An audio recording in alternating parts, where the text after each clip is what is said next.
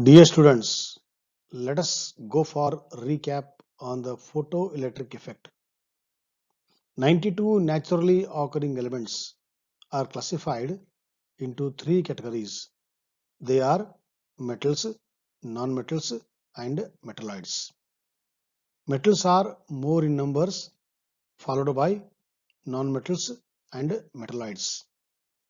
If we observe the modern periodic table, what you have learnt in the 10th class, we will find metals on the extreme left side and in the middle rows.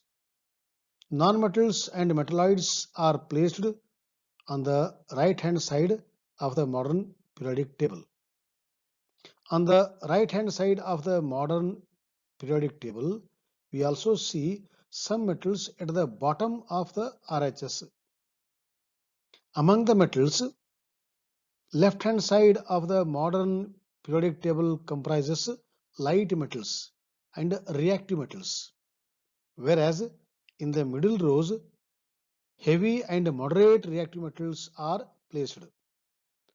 For photoelectric effect, what we are going to discuss today, we have to concentrate on the reactive metals. They are reactive because they donate electrons easily. Elements which give electrons easily are reactive metals and are also called electropositive elements. Examples are sodium, potassium, rubidium, cesium, etc., which are there on the extreme left hand side of the modern periodic table. These metals are employed for photoelectric effect because their nature is to donate electrons easily. And their nature is to donate electrons easily. Under this condition, the moment light energy strikes these metal surface, we get a photoelectric effect. That's why for the photoelectric effect, we employ extreme left hand side metals. Please see one small caption. Logic will get you from A to Z. Imagination will get you everywhere. Imagination is limitless. You can imagine anything. You can imagine your invention. Okay, that's the meaning of this statement. Let us study the photoelectric effect explanation given by the Albert Einstein. This is the meaning of photoelectric effect. Photoelectric effect is the phenomenon of emission of electrons from the surfaces of certain substances, mainly metals, when light of shorter wavelength or high frequency is incident upon them. Metal surface, when the light falls, electrons ejected. Same thing is done in the tube here. So this is the cathode coated with those reactive metals. Okay, this is also called as a detector. And here is the anode. So this is the anode, this is the cathode. This cathode is coated with that metal. Okay, this is the detector, means it will detect the electron, the flow, and this is the outside circuit. So when arrangement is made to strike a light on metal surface, electrons are ejected, they move towards the opposite charge and they run here. Okay, then all those conventional current physics theory, so you can see in the emitter the flow of current. So that means photoelectric effect is possible for those metals whose nature is to give electron easily. Now there are some laws of photoelectricity or photoelectric effect. A small diagram, okay, to show that electrons are the moment strikes, electrons comes out. You see all those diagram to understand the photoelectric effect. Law number 1. Photoelectric effect is an instantaneous process. The moment light ray strikes, without any time gap, electrons are ejected. That's why he says it is instantaneous process. Photoelectric current is directly proportional to the intensity of incident light and is independent of frequency.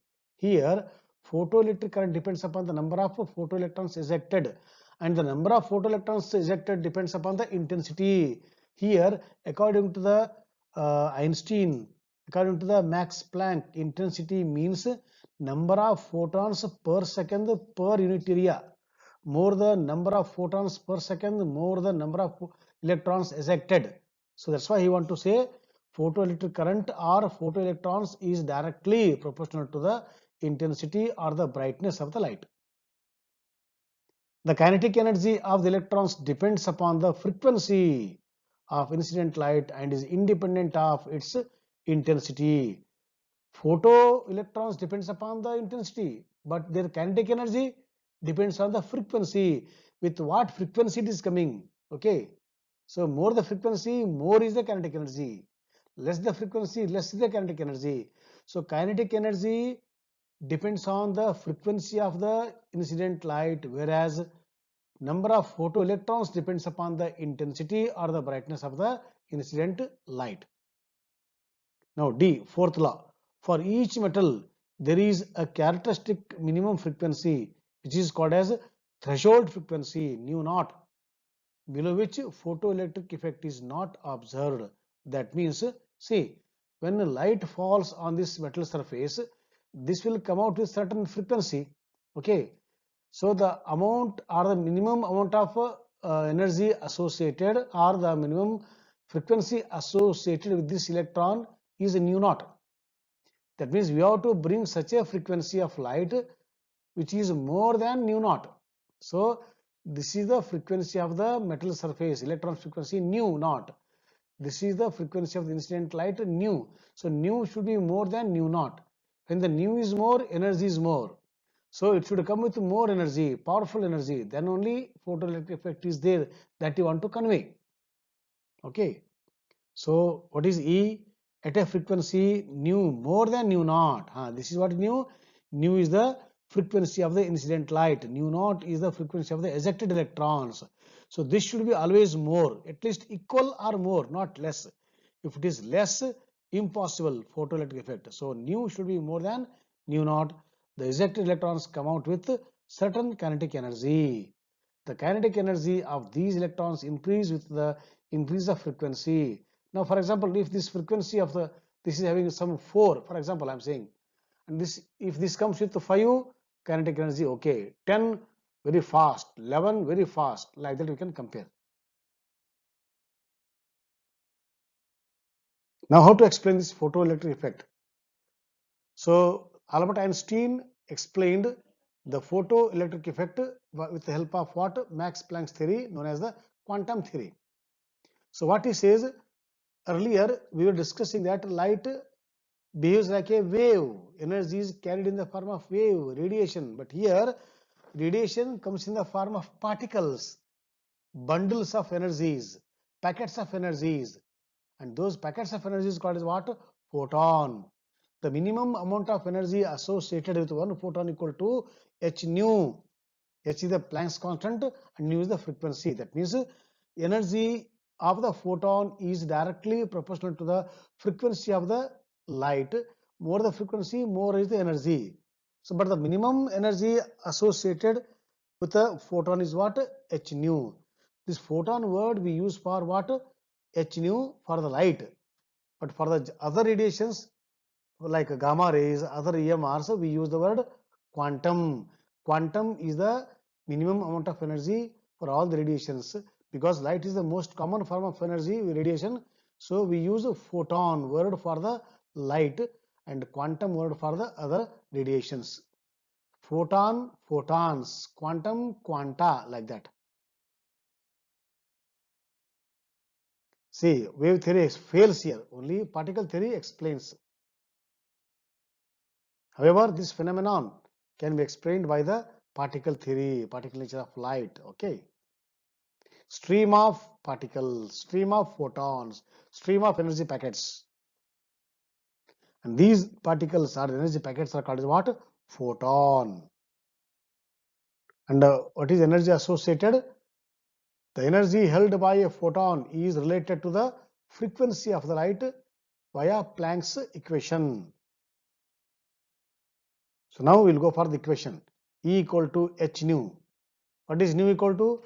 Nu equal to C by lambda. Therefore, E equal to hc by lambda. This is the equation given by the Albert Einstein by taking the help of Max Planck.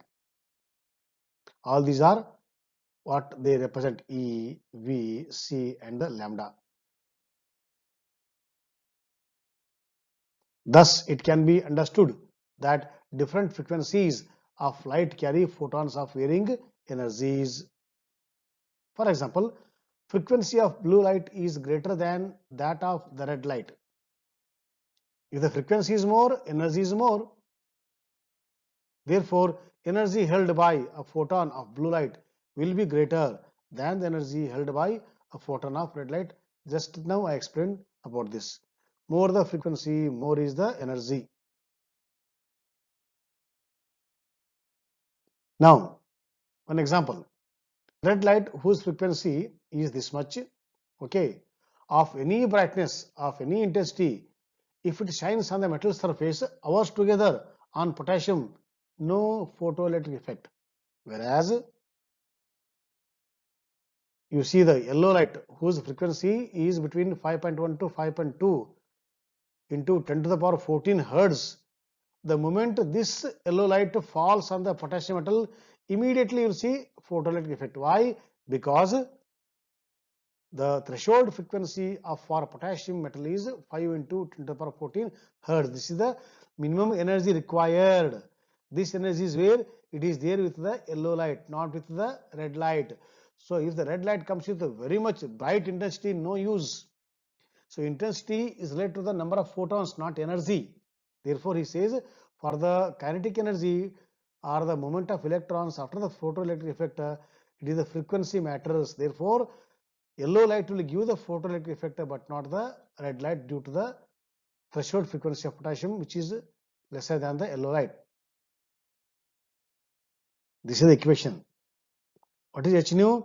H nu is the energy associated with the incident light. What is h nu naught? It is the energy of the electrons ejected after the photoelectric effect. If h nu is more, then only it happens. Okay, that's why he has given h nu equal to h nu naught plus half mu square. What is half mu square?